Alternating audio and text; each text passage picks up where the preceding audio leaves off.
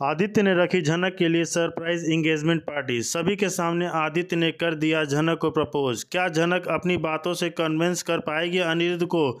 जी हाँ दोस्तों, हम बात कर रहे हैं स्टार प्लस के शो झनक की। तो दोस्तों, हाल ही में झनक का लेटेस्ट न्यू प्रोमो आ चुका है, जहां आपने देखा कि एक बहुत बड़ी सरप्राइज पार्टी अरेंज की गई है। सब लोग काफ़ी ज़्यादा बन ठन कर तैयार होकर इस पार्टी में आते हैं। झनक भी काफ़ी ज़्यादा खूबसूरत लग रही है, लेकिन इस पार्टी में जो मेन सरप्राइज होने वाला है वो आदित्य कपूर कल आने वाले हैं। दरअसल आपने देखा कि कैसे आदित्य कपूर झनक के बारे में बहुत अच्छी अच्छी बातें करने लग जाते हैं। वह इस चीज़ के बेखबर है कि झनक के फ़ोन से जो मैसेज आया था, दरअसल वो झनक ने नहीं किया था। तो यहाँ उन्हें यह लग रहा होता है कि झनक मुझसे प्यार करती है, वो मेरे साथ सेटल होना चाहती है, मेरे से शादी करने के लिए रेडी हो गई है, इसलिए मैं उसे अब सरप्राइज़ दूंगा, यानी मैं उसे सबके सामने प्रपोज करूंगा, दुनिया भर की सारी खुशियां लाकर उसके कदमों में रख दूंगा, वह सब कुछ दूंगा जो झनक डिजर्व करती है। वे आदित्य कपूर काफ़ी ज़्यादा खुश है क्योंकि आज उसकी ज़िंदगी का सबसे बड़ा खुशी का दिन है। लेकिन झनक जो है अभी इस चीज़ के से बेखबर है कि क्या करने वाले हैं। झनक के साथ साथ अनिरुद्ध को भी यह बात नहीं पता कि आदित्य कपूर झनक को क्या गिफ्ट देने वाला है, मतलब क्या सरप्राइज प्लान किया है उसने। फिर आप देखेंगे कि आप आदित्य कपूर निकाल दे लेते हैं इंगेजमेंट रिंग और झनक को प्रपोज कर देते हैं और कहते हैं कि क्या झनक तुम मेरे से शादी करोगी। झनक हैरान परेशान कि ये क्या बोले जा रहे हैं, ये कैसी बात कर रहे हैं, मैं इनसे शादी क्यों करूंगी और मुझे शादी करनी नहीं है, ये मेरे को ऐसे कैसे प्रपोज कर सकते हैं सभी के सामने बिना मेरे से पूछे। मैंने कभी भी इनके प्रति कोई ऐसा इंटरेस्ट नहीं दिखाया कि नहीं ये बात जानते, लेकिन फिर भी आदित्य कपूर वही चीज़ हर कर रहे हैं। आदित्य को काफ़ी ज़्यादा वो डांटने लग जाती है, सुनाने लग जाती है कि आदित्य आप ये कैसे कर सकते हो, आपको ऐसा नहीं करना चाहिए। और वहाँ साइड में खड़ा होकर अनिरुद्ध सब कुछ देखकर जल भुन रहा होगा और इस सब का मज़ा ले रही है अर्शी और बिपाशा, क्योंकि इस खेल के खिलाड़ी तो वही लोग हैं न। तो यहाँ पे ये लोग बड़ी ही खुशियाँ मना रहे होंगे कि अब आएगा मज़ा, पार्टी में आएगा बहुत बड़ा तूफान।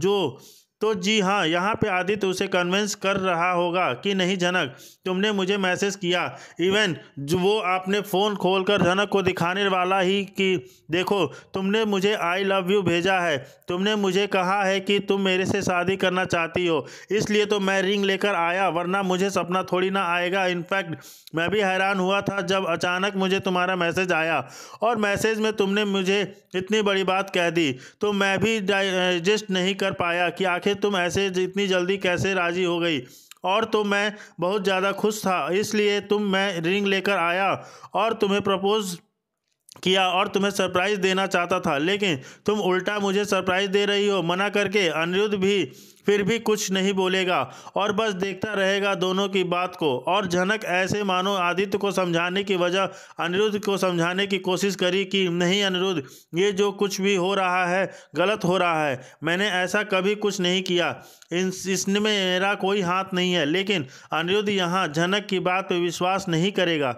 जी हाँ, अनिरुद्ध यहाँ झनक की बात पर विश्वास नहीं करेगा क्योंकि वो जानता है कि झनक बार बार कहती थी कि मुझे आदित्य के पास जाना है, मुझे मुंबई जाना है। देखो ना, खुद की ही आदित्य को बुला लिया और यहाँ वे तो उसको सरप्राइज दे रहा है, उसे प्रपोज कर रहा है, तो नखरे दिखा रही है झनक। और साथ ही दोस्तों, अनिरुद्ध जो बातें नहीं भी सोच रहा होगा ना, अर्शी और बिपाशा जानबूझ के उसके दिमाग में ऐसी ऐसी बातें डालेंगे कि वह झनक के लिए गलत सोचे। दोस्तों, एक बार फिर से यहाँ झनक का तमाशा बनता हुआ नजर आएगा और उसे बचाने के लिए यहाँ कोई नहीं है। नहीं, उसके पिता भी मर चुके हैं और उसके पिता भी उसका साथ छोड़ चुके हैं। अभी अभी झनक तो अपने पिता के गम से उभरी हुई थी कि यह नया तमाशा फिर से उसके जीवन में आ गया। दोस्तों, जरा सा भी झनक के जीवन में ठहराव आता है तभी एक नया तूफान आ जाता है। और झनक को सबसे ज़्यादा तकलीफ तो तब होती है जब अनिरुद्ध उस पर विश्वास नहीं करता, क्योंकि वह अपनी जी जान लगाकर उसे समझाने की कोशिश कर रही है लेकिन अनिरुद्ध उसकी बात पर विश्वास नहीं कर रहा। पर दोस्तों, इन सभी ड्रामों के बीच जो सबसे बुरा असर पड़ेगा वो है आदित्य कपूर के ऊपर, क्योंकि आदित्य कपूर को बहुत ज़्यादा बुरा लगने वाला है। आदित्य कपूर तो बहुत ज़्यादा प्यार करता है झनक से, लेकिन बेवजह उसे इस तमाशे का शिकार होना पड़ेगा, क्योंकि यहाँ पे झनक उसकी बहुत ज़्यादा बेइज्जती करने वाली है, उसके प्रपोजल को रिजेक्ट कर देगी और यहाँ आदित्य को भी खरी खोटी सुनाएगी और लग जाएगी कि आपकी हिम्मत कैसे हुई कि मैं सोचने की आदित्य कपूर जहां झनक की आंखों में ही देखेगा कि झनक का कैसा नेचर है, इसको ऐसे नहीं करना चाहिए मेरे साथ। मैं वहां मुंबई से यहाँ उसके लिए आया हूं और यहाँ पे झनक उल्टा सभी के सामने मेरी बेइज्जती कर रही है। और दोस्तों, यहाँ आग में घी डालने का काम सारे बोस फैमिली करने वाले हैं। ये लोग आदित्य को भी इस झनक के प्रति भड़का जाएंगे। अनिरुद्ध को तो ऑलरेडी ब्रेन वॉश कर दिया है झनक के लिए, लेकिन आदित्य को भी समझाएंगे कि देखो आदित्य किस लड़की के पीछे पड़े हैं, तुम यह लड़की किसी की भी सगी नहीं हो सकती है। पहले अनिरुद्ध के पीछे पड़ी थी, अब तुम्हारे पीछे पड़ी और ना जाने किस किस के पीछे पड़ेगी। इसलिए इसके पीछे टाइम मत वेस्ट करो। हाँ, तुम इतने दूर से आया इस लड़की को प्रपोज करने आए थे और देखो तुम्हारा ही तमाशा बना दिया। छोड़ दो इस लड़की को, बेकार लड़की है यह। झनक यहाँ अनिरुद्ध को देख रही होगी कि शायद अनिरुद्ध मेरी साइड लेंगे, लेकिन वह उसका साइड लेगा ही नहीं। इनफैक्ट वह झनक को खुद देने के लिए कहेगा कि हाँ, अब तुम्हारे पास अच्छा मौका है, क्यों नहीं कर लेती हो आदित्य से शादी। सामने से प्रपोजल आया है, रिक्वेस्ट कर लो और एक्सेप्ट कर लो। तुम्हारे मुंबई जाने का शौक भी न है ना, तो मुंबई चले जाना आराम से, पहले सगाई तो हो जाए आप लोगों की। भाई इतनी बड़ी सरप्राइज पार्टी रखी आदित्य ने, तो इसे पूरा करो ना झनक। देखो हम सब तुम्हारी खुशियों में शामिल होने के लिए आए हैं, तो अब फालतू में नखरे करने की ज़रूरत नहीं है और झूठ बोलने का तो बिल्कुल भी ज़रूरत नहीं है। मैसेज तुम्हारे फ़ोन से गया है तो जाहिर सी बात है ना कि मैसेज तुम ही ने किया होगा। झनक के यहाँ खुद को बेगुनाह साबित करने में लगी रहेगी, लेकिन कोई भी उसकी बात पर विश्वास नहीं करने वाला। आदित्य को भी बहुत बुरा लगने वाला है, क्योंकि वो ने सपने सजा कर आया था झनक के लिए और वह सारे सपने 1 मिनट में चकनाचूर हो जाए। उल्टा आदित्य की बेइज्जती होगी 100 अलग।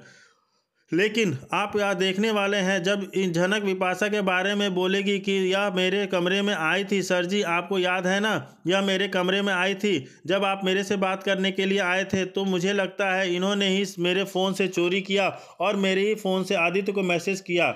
उन्हीं की मैसेज करने के इन्होंने बुलाया है, मैंने नहीं बुलाया है, मैंने मैसेज नहीं किया। मैं ऐसे मैसेज क्यों करूंगी? मैंने आपको कितनी बार कहा कि मैं आदित्य को सिर्फ दोस्त मानती हूं, उस नज़रिए से मैं इन्हें नहीं देखती हूं। आप ही सोचना ना, अभी अभी मेरे पिता की मृत्यु हुई है, मैं क्यों अचानक से शादी का डिसीजन ले लूँगी? अरे मैं तो अभी उस दुख से उभरी भी नहीं हूँ, पहले मुझे नॉर्मल तो हो जाने दीजिए। और आप लोग बेवजह मेरे पे इल्ज़ाम लगाए जा रहे हो। सबने विश्वास कर लिया कि मैं कैरेक्टरलेस लड़की हूँ। अगर मैं कैरेक्टरलेस लड़की होती न तो आदित्य से पहले ही शादी कर चुकी होती।